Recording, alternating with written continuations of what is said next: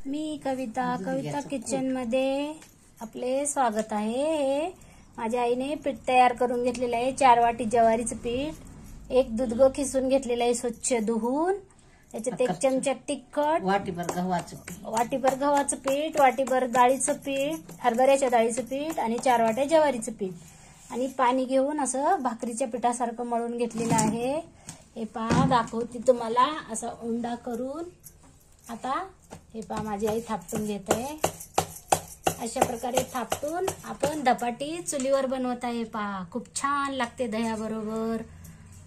माझ्या आईच्या पद्धतीने तुम्ही धपाटी बनवून पहा। व्हिडिओ आवडला तर लाईक करा, शेअर करा, सबस्क्राईब करा। व्हिडिओ पाहिल्याबद्दल धन्यवाद। चुलीवरच्या धपाट्या खायला या आमच्या घरी, खूप छान झाल्यात।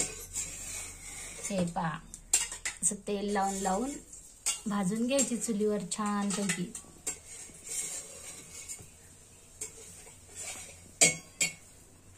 हे पहा, आता ही दुसरी थापटून घेणार। खूप छान होतात चुलीवर।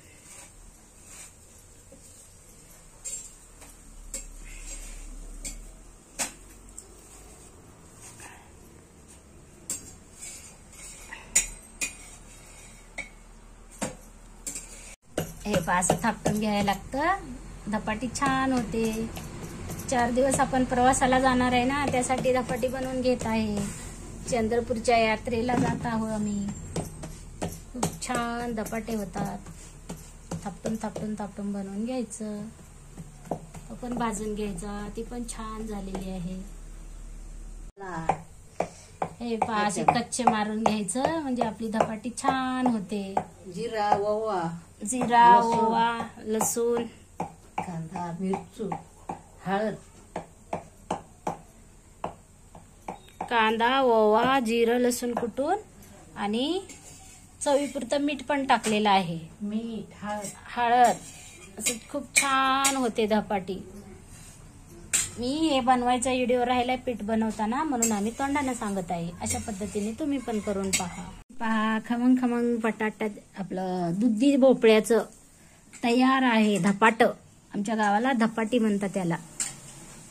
खूप छान माझ्या आईने त्याला खिसून घेऊन दुधीचं धपाट बनवलेलं आहे। आमच्या पद्धतीने बनवून पहा। व्हिडिओ आवडला तर लाईक करा, शेअर करा, सबस्क्राईब करा। व्हिडिओ पाहिल्याबद्दल धन्यवाद। व्हिडिओ उद्याच्या रेसिपीमध्ये बाय।